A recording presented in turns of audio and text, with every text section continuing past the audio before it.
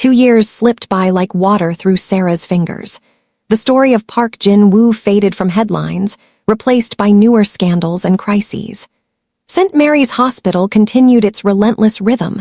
Lives saved, lives lost, the eternal dance of emergency medicine that never paused for reflection. Sarah had been promoted to senior nurse supervisor, a role that came with more responsibility and less direct patient care than she preferred. But she embraced it, training younger nurses, implementing better safety protocols, and advocating for staff who faced the kinds of dangers she'd encountered that December night. The letter Jin-woo had written had indeed made waves. Combined with his testimony about the culture of intimidation in Seoul's criminal underworld, it had prompted new legislation protecting healthcare workers from patient-related violence. Sarah had been invited to speak at medical conferences, her story becoming a case study in maintaining professional integrity under pressure. But something was missing. Sarah felt it in the quiet moments between emergencies, in the space where adrenaline faded and exhaustion set in. She'd come to Korea seeking purpose, seeking to make a difference in an unfamiliar place. She'd found that, certainly. But lately, the administrative work felt hollow. She missed the immediacy of patient care, the raw human connection that had drawn her to nursing in the first place. It was a Tuesday evening in late October when everything shifted again. Sarah was reviewing staffing schedules in her office when her phone rang, an unknown number with a Korean area code she didn't recognize. She almost let it go to voicemail, but something made her answer. Nurse Mitchell. The voice was young, female, and trembling with uncertainty. My name is Park Minjai. I think you knew my father.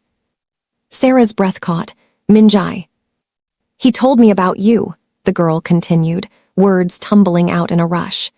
In his letters from prison, he said you were the person who helped him remember he was human. I need to see him. I need to talk to him, but I'm scared. I don't know if I'm ready, and I thought maybe you could help me understand who he is now, if he's really changed or if it's just another lie. Sarah's mind raced. Jin-woo's daughter, now 18, reaching out after years of absence. The weight of that trust, that desperate hope in the girl's voice, settled around her shoulders like a familiar coat. Where are you? Sarah asked gently. Busan, I'm in university here, my mother. She doesn't know I'm calling. She thinks I should let the past stay buried, but I can't. I dream about him sometimes, about memories from when I was little, before everything went wrong. Minjai's voice cracked. Is he a monster? I need someone who isn't family, who isn't involved, to tell me the truth. Are monsters capable of changing? Sarah closed her eyes, remembering Jin-woo's transformation, the genuine remorse she'd witnessed. But she also remembered the fear in her colleague's eyes, the casual violence his men had been prepared to commit. Truth was complicated, messy, and never as simple as people wanted it to be. I don't believe in monsters, Sarah said carefully. I believe in people who made terrible choices and people who choose to do better. Your father did monstrous things, Minjai, but I also saw him choose to face the consequences, to try to become someone his daughter could be proud of. Whether that's enough, whether you can forgive him, that's not for me to decide. Silence stretched between them, filled with unspoken pain and longing. Will you come to Busan? Minjai asked finally. Will you meet with me? I need to understand before I see him. The prison said he's eligible for family visitation now, but I can't just walk in there without knowing what I'm walking into. Sarah thought about her schedule, the responsibilities waiting in Seoul, the safe distance she'd maintained from Jin-woo's world since that conversation 2 years ago. Every instinct told her to refer Minjai to a professional counselor, to maintain appropriate boundaries. But she remembered Jin-woo's face when he'd shown her that photograph, the raw hope in his voice when he'd spoken about his daughter. She thought about the 16-year-old girl who'd asked about her father and the 18-year-old woman that girl had become, brave enough to seek answers, vulnerable enough to ask a stranger for help. I'll come this weekend, Sarah heard herself say. Send me a place to meet. The relief in Minjai's voice was palpable. Thank you so much. I'll send you the details. And Nurse Mitchell, my father was right about you. You see people clearly, but you still believe in them anyway. I hope I can learn to do that too. After hanging up, Sarah sat in the dim office, street lights from outside casting long shadows across her desk. She thought about the complicated web of human connection, how one night of emergency care had rippled outward in ways she could never have predicted. Her phone buzzed with a text, an address in Busan, a cafe near the university, Saturday at 2 p.m. Sarah forwarded the message to her assistant, requesting the weekend off. Then she opened her laptop and began researching the prison where Jin Woo was serving his sentence. If she was going to help Minjai navigate this reunion, she needed to understand what the girl would be walking into. The prison records showed Jin Woo had been a model inmate, no infractions, enrolled in educational programs, serving as a mentor to younger prisoners trying to leave gang life. The warden's notes described him as remarkably transformed and genuinely committed to rehabilitation. But Sarah knew better than to trust institutional records alone. People were experts at performing rehabilitation when authorities watched. The real test would be in Minjai's eyes when she finally faced her father, in the unguarded moments when masks slipped and truth emerged. Friday night, Sarah packed an overnight bag and boarded the KTX bullet train to Busan. The journey took less than 3 hours, but it felt like traveling to another country entirely.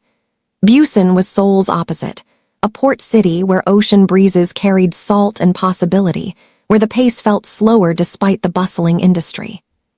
She checked into a modest hotel near Hyundai Beach, watching sunset paint the water in shades of amber and rose. Tomorrow, she would meet Park Minjai and help a young woman decide whether to let her father back into her life. Tonight, she would walk along the shore and remember why she'd become a nurse in the first place. The answer came easily, carried on the wind, because everyone deserved a chance to heal, to be seen, to be treated as whole despite their brokenness.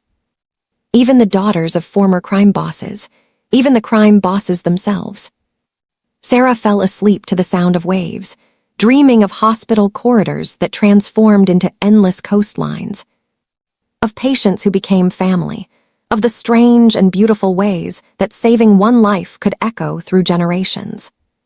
Saturday afternoon arrived crisp and clear. Sarah found the cafe easily, a small establishment tucked between university buildings, filled with students hunched over laptops and textbooks. She ordered tea and claimed a table near the window, watching the door. Minjai arrived exactly on time. Sarah recognized her immediately from the photograph Jin Woo had shown her, though the child's features had matured into young womanhood. She had her father's sharp eyes, her mother's delicate features, and an anxious energy that radiated across the cafe. Nurse Mitchell, Minjai approached hesitantly, clutching a worn backpack. "Please call me Sarah," she gestured to the empty chair. "Thank you for meeting me." Minjai sat, ordering coffee with shaking hands. Up close, Sarah could see the girl hadn't slept well. Dark circles shadowed her eyes, and her fingernails were bitten raw. "I don't know where to start," Minjai admitted, wrapping both hands around her coffee cup as if seeking warmth. "I've been planning what to say for days, but now that you're here, everything seems inadequate." "Start wherever feels right," Sarah encouraged. "There's no script for this." Minjai took a breath. "I was 8 when my mother took me away. I remember my father as 2 different people. There was the dad who made me breakfast and helped with homework, who taught me to ride a bike and told silly jokes. And then there was the other man, the one who came home with blood on his clothes sometimes, who had scary people visiting at strange hours, who made my mother cry when she thought I was sleeping." She stared into her coffee, voice dropping. "The day we left, I heard them fighting. She said he was going to get us all killed, that she wouldn't watch him corrupt their daughter the way his world had corrupted him. He didn't argue. He just agreed, said we should go, that we'd be safer without him." "That must have been devastating," Sarah said softly. "It was confusing more than anything. I kept waiting for him to come get us, to fight for us, but he never did. Years passed. My mother rebuilt our lives, changed our names, moved 3 times before she felt safe. And I grew up wondering if he'd ever really loved us or if we were just collateral he was willing to sacrifice." Minjai finally met Sarah's eyes. "Then 2 years ago, everything exploded on the news. My mother tried to hide it from me, but I found out anyway. My father had turned himself in, was testifying against everyone he'd ever worked with. He was going to prison for a very long time. How did that make you feel? Proud, Minjai whispered. Which felt wrong, you know. I should have felt vindicated or angry or satisfied.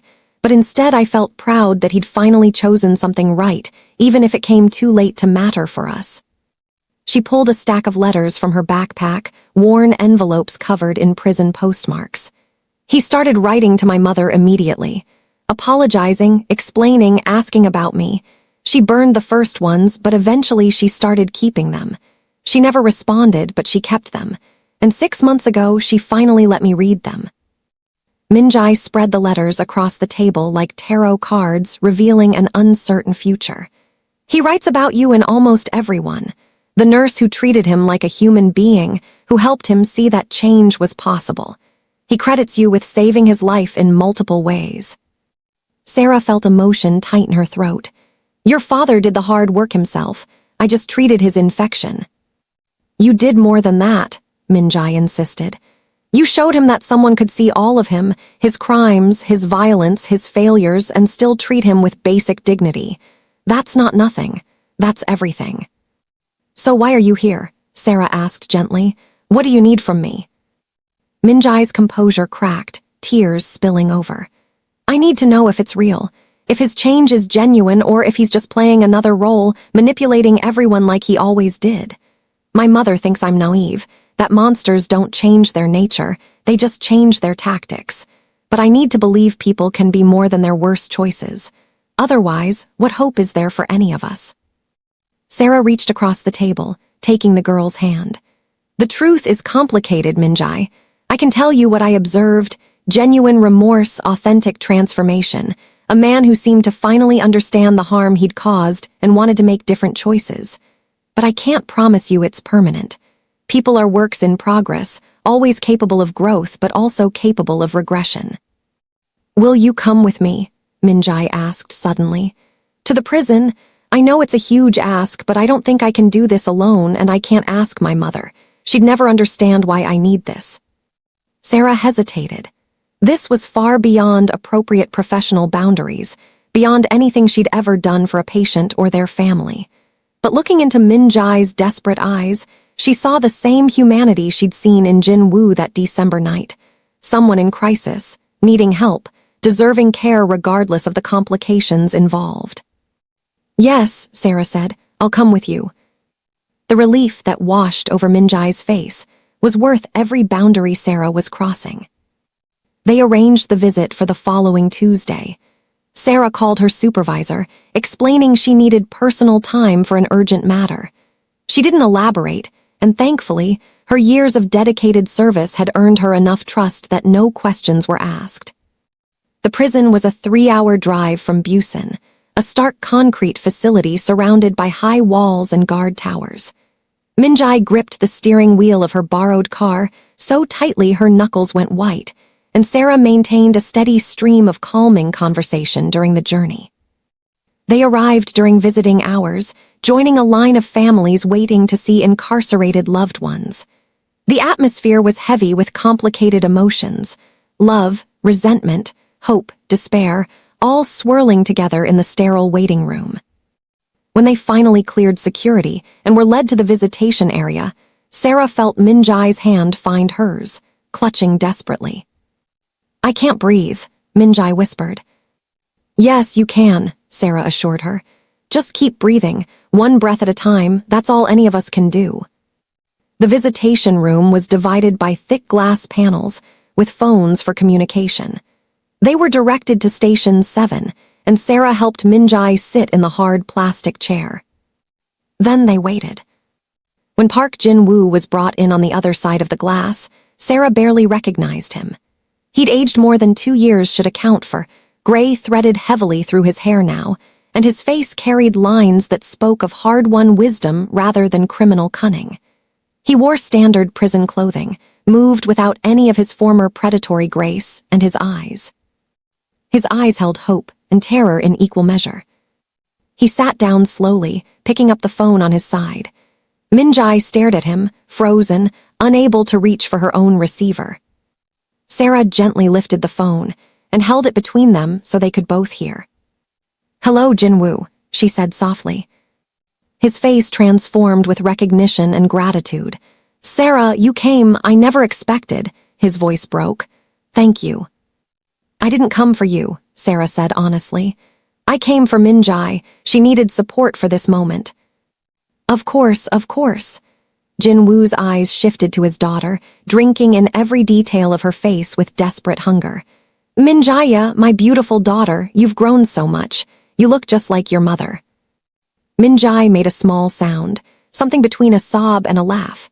Sarah squeezed her hand encouragingly. "Tell her," Jinwoo said, his voice raw. "Please, Sarah, tell her I know I have no right to ask for forgiveness. Tell her I understand if she can never look at me without seeing all the terrible things I've done. But tell her that I love her, that I've never stopped loving her, and that becoming someone she could be proud of is the only thing that keeps me going in here." "Tell him yourself," Sarah said gently, offering the phone fully to Minjai. Minjai took it with trembling hands. For a long moment, father and daughter simply looked at each other through the glass barrier that symbolized so much more than physical separation. "I read your letters," Minjai finally said, her voice barely audible. "All of them, over and over." Jinwoo's eyes filled with tears. "Your mother let you read them." "Eventually, she's angry and she has every right to be, but she's also—" Minjai paused, searching for words. "She told me that if I needed to see you to understand for myself, she wouldn't stop me, even though it terrifies her." "Your mother is an extraordinary woman," Jinwoo said. "I destroyed our family through my choices, my pride, my belief that power and fear were more important than love. There's no excuse for what I put you both through." "Why?" Minjai asked, the question escaping like a wounded thing. "Why did you choose that life? Why weren't we enough?" Jinwoo was quiet for a moment, gathering his thoughts. "I grew up with nothing, Minjai. My father was an alcoholic who beat my mother. We lived in a single room, 4 of us, never knowing where our next meal would come from. When I was 14, my mother died because we couldn't afford her medicine. Something broke in me that day. I decided I would never be powerless again, never watch someone I loved suffer because I was weak." He leaned forward, his reflection ghostly in the glass. "So I fought. I clawed my way up from nothing, built an empire, became someone nobody could ignore or push around. But somewhere along the way, I forgot what I was fighting for. The power became its own purpose. I became the very thing I'd sworn to rise above, someone who hurt people, who created suffering, who made families go through what mine had gone through."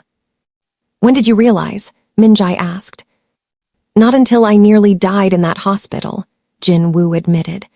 "Not until Sarah treated me like a human being instead of a monster or a symbol, and I suddenly saw myself through her eyes. I saw what I'd become, what I'd sacrificed, what I'd destroyed, and I couldn't live with it anymore." Minjai wiped tears from her face. "The prosecutor's report said your testimony helped dismantle 3 major criminal organizations. That dozens of people have been arrested because of your cooperation." "It's not redemption," Jinwoo said quickly. "Nothing I do can undo the harm I've caused, but it's responsibility. It's finally facing the consequences of my choices and trying to prevent others from following the path I took." "Do you have nightmares?" Minjai asked suddenly.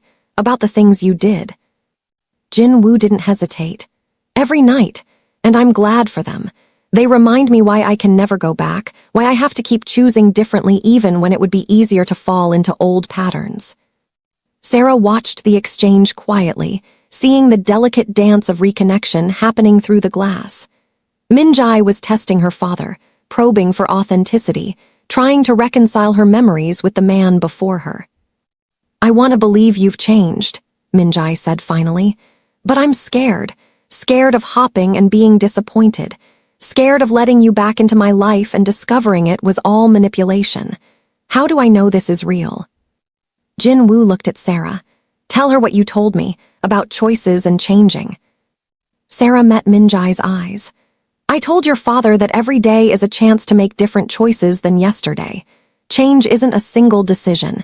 It's thousands of small choices made over time, even when it's difficult, even when no one's watching. Your father can tell you he's changed, but only time and consistency will prove it. I have 7 more years in here, Jin-woo said to his daughter. 7 years where you can write to me or not, visit me or not, let me back into your life or not. There's no pressure, Minjai. Whatever you choose, I'll respect it. But if you give me a chance, I'll spend every day of those 7 years and every day after, proving that I'm worthy of being your father again. Minjai's tears flowed freely now. I'm studying social work at university. I want to help people who grew up like you did, who feel powerless and angry and like violence is their only option. I want to break the cycle you got trapped in. Pride blazed across Jin-woo's face, so intense it was almost painful to witness. You're already 10 times the person I ever was. Your mother raised you well. Will you help me? Minjai asked. With my research, with understanding that world, not glorifying it, but understanding it so I can help people escape it. In any way I can, Jin-woo promised. I can introduce you to counselors here who work with inmates, connect you with rehabilitation programs. My failure can be your education if it helps even one person make better choices than I did. They talked for another 30 minutes, the conversation flowing more easily as initial tension eased. Minjai asked about his daily life in prison, what he read, what he'd learned. Jin-woo asked about her studies, her friends, her dreams for the future. It wasn't a complete reconciliation. Too much hurt lay between them for that, but it was a beginning. When their time ended, Minjai stood slowly. I'll write, she said. I can't promise more than that right now, but I'll write. That's more than I deserve, Jin-woo said. Thank you for coming. Thank you for giving me this chance. He looked at Sarah. And thank you for everything. For saving my life, for helping my daughter find the courage to see me, for believing that people are more than their worst moments. Sarah simply nodded, too moved for words. As they walked back to the car, Minjai was quiet, processing everything. Finally, she spoke. It wasn't what I expected. What did you expect? Sarah asked. I don't know, something more dramatic, I guess. Either a monster I could easily hate or a saint I could easily forgive. But he's just a person. A complicated, flawed person who made terrible choices and is trying to do better. That's somehow harder to process than either extreme. Welcome to humanity, Sarah said with a gentle smile. We're all complicated. We all contain multitudes. The capacity for great harm and great healing exists in everyone. Do you think he'll really change permanently? Minjai asked. I think he'll struggle every day to make different choices, Sarah replied. Some days he'll succeed, some days he'll fail. But the fact that he's trying, that he's willing to face the consequences and work toward something better, that's what matters. Perfection isn't possible. Progress is. They drove back to Busan in contemplative silence, the landscape rolling past as sunset approached. Sarah thought about the strange journey that had begun with an emergency patient and had evolved into this, helping a young woman navigate the most important relationship of her life. When they reached the city, Minjai pulled over at a scenic overlook above the harbor. Ships moved through the water below, their lights beginning to twinkle in the gathering dusk. I think I'm going to be okay, Minjai said finally. Not today, not tomorrow, but eventually.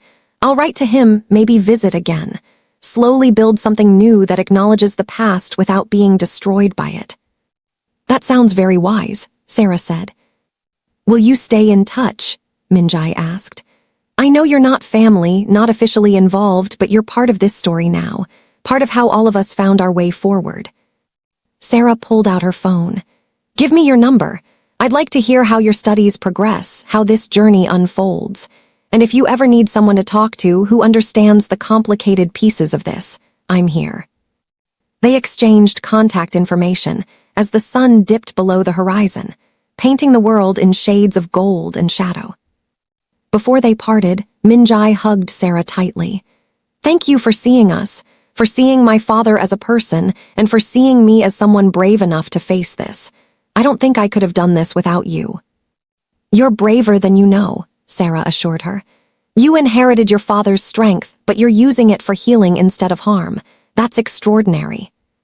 Driving back to Seoul the next morning, Sarah reflected on the unexpected ways life connected people across seemingly impossible divides.